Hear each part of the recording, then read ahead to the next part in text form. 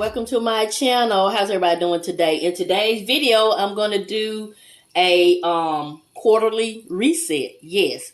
So this will be my first time doing it. A lot of budgeters do a monthly reset, but I decided to do a quarterly reset because it takes me about 3 months to, decide if certain things are working for me.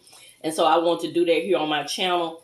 And so this video may be a little lengthy. I have my printout here. I'll be referencing it as I talk. So I hope you guys are having a great day. So yeah, so a quarterly reset. The purpose of it is to see if, I've reached my goals during the first quarter and to see what things work for me and what things didn't work for me.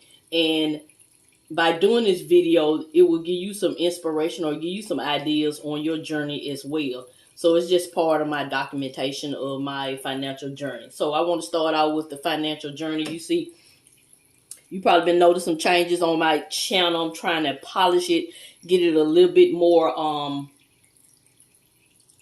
what's the word I want to use? Professional looking, if you will. So yeah, I've been dabbling in Canva and trying to learn how to do different things. And so yeah, so I have a question for you. Did you set a word for the year or a phrase for the year? I did. My word for the year was believe. I have to believe that I can achieve these things. I am a believer in God. So I always put God first, if you notice that in my videos, and I'm not ashamed to say it. And yeah, so I do believe these things. I have envisioned how I want my life to look, and so that's part of my journey.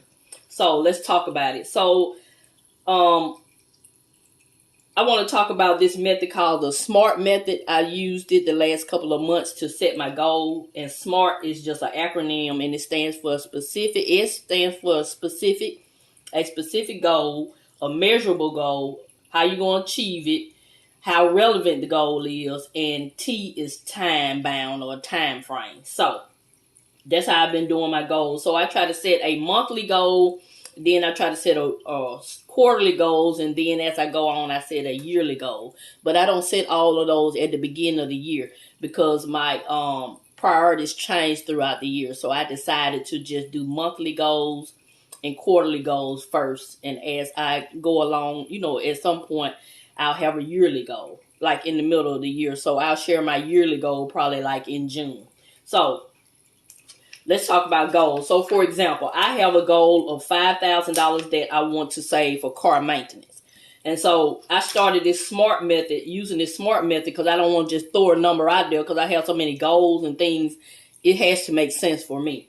So $5,000 for car maintenance. Some people may say that's a lofty goal. I explain why it's $5,000.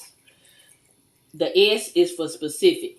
So what is this money specifically for? This money will be for the upkeep of my vehicles. We have 3 older vehicles. That's why I choose $5,000. And, I've had the vehicles long enough to know what we replace and what we may potentially have to replace. So that's how I came up with the number $5,000. But once I reach the $5,000, I do not stop saving. It's just not a top priority. And I'll go on to the next goal. So S is for specific. The money is specifically for the upkeep of the vehicle. M, measurable. How will I measure how well I'm doing with the goal? I'll do that by tracking my progress monthly, by having these saving challenges and these different charts that I have. That's how I measure mine. A is for achievable. How do I plan to achieve it? How do I plan to reach the $5,000? By doing savings challenges. My husband and I will work overtime, and any bonus money that we have, we will put it in that account, if we can. I'm trying to see, are we recording? Yeah, we're recording. Making sure we record. So that's the A. R is relevant. Relevant. This is a priority because we do not want a new car at the moment. So we prefer to upkeep. We prefer to repair our older vehicles right now because we do not want a car payment. So that's why it's relevant. And the time frame, we just want to achieve this by the end of 2024. So yeah. So I have a $5,000 goal for car maintenance by the end of 2024, ensuring that it is specific, measurable, achievable, relevant, and time bound. So that's how I do my goals. So you can look it up on Google or Canva if you want to try the SMART method. So now I want to talk to you about some things that were beneficial to my journey during the first quarter, January to March, and some things that were not beneficial. So one thing that was beneficial was I went ahead and actually set a goal to fund each one of my sinking funds. In the last 2 years that I've been on this journey, I have not set a goal. I just save, and that has not been working for me. Like I said, I have so many goals, I need to at least set an amount. And the second thing that was beneficial for me was minimizing the amount of sinking funds I had. It may still seem like I have a lot of sinking funds, but I minimized them because if you've been watching my channel a while, I used to have a car maintenance, new car, and I used to have a car deductible sinking fund, but I combined those to two. I still have a new car sinking fund, and then I have just a car maintenance. And car maintenance, it includes car deductible, anything that deals with the car. So I've decreased the amount of sinking fund. I did the same thing for home, because I used to have home maintenance and home deductible, and I combined those to one. So that's been beneficial. The third thing that's been beneficial is being realistic with my budget. Yeah, I thought I was going to have to increase my 1 month ahead to $2,000, but I decided not to. But yeah, just being realistic with my budget and just realizing, like, for example, with the car maintenance, if you're going to try to have do the upkeep on 3 older vehicles, you need at least $5,000 in there. That's just it. So the fourth thing that's been beneficial is using the saving challenges to fund the sinking funds. And I got this idea from Chris over at Budgeting Just Because. Thank you, Chris, for that idea. Yay! So yeah, I use my savings challenge to fund my sinking funds. And the fifth thing that's been beneficial is doing monthly and quarterly reallocations when I finish these saving challenges. Yeah. So a lot of times my money is not designated to a particular sinking fund.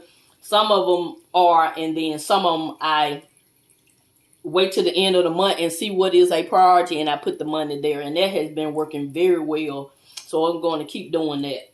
And the sixth thing that's been beneficial for me, I increased my dollar cost average contribution to $100. And dollar cost average is where I just set aside $100 a month to be invested in my brokerage account.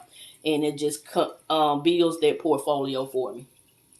And the seventh thing that's been beneficial for me is I started back cash stuffing. Yay! Because as you know, I was not saving as much as I would like when I just went digital. That's just my experience. So I realized that cash stuffing really helped me. So I went back to cash stuffing. And the 3 things that were not beneficial during the first quarter is to piggyback off what I've said earlier, having too many sinking funds with no goals. That did not benefit me. And the second thing is not being realistic when it came to, I got 1 month ahead right here, but not being realistic when it came to my goals. And the third thing that has not been beneficial to me that I really realized is focusing more on retiring in 10 years than enjoying life now. Yeah. I've been guilty. I had to find myself, even though I started a retirement binder and I'm doing all these things for retirement, I had to realize you need to enjoy life now. It's good to prepare for the future, but you only promised the moment you have. So I have been focusing on enjoying life. So yeah. So I've been guilty of that. So that's my quarterly reset. Let me know if any of these things resonate with you, or you doing quarterly or monthly resets. Let me know in the comment section. So yeah. So that's it. This video is almost 10 minutes long. I did pretty good. So yeah. So for the quarter 2, I'm going to set me monthly goals. I'm going to have a goal for that month, and then I'm going to have one for that quarter. That's been working well for me. So let me tell you what my goals were. Did I have them? Yeah. Oh, I was about to end the video. Just let me tell you. So for the month of January, it was to increase my dollar cost average from $50 to $100 in my brokerage account. These are backwards. Well, February was to organize my finances using a spreadsheet. Yay! And I have done that. Thank you to Katie of the house, Mommy Trader, and Melissa over at Budget Stuff Stay Repeat. I figured out, you know, they encouraged me to figure out a way to do it, and I did it. I'll be showing that in a later video. And March goal was to set my appointment to get our taxes prepared, and we have done that. Yeah. So that's my quarterly reset. And so I think I'll do this every quarter. So yeah, so I'm setting monthly and quarterly goals, and I'm liking that. So this is Miss V. I'm going to always show you a way to save. Share in the comments what is your word or phrase for the year.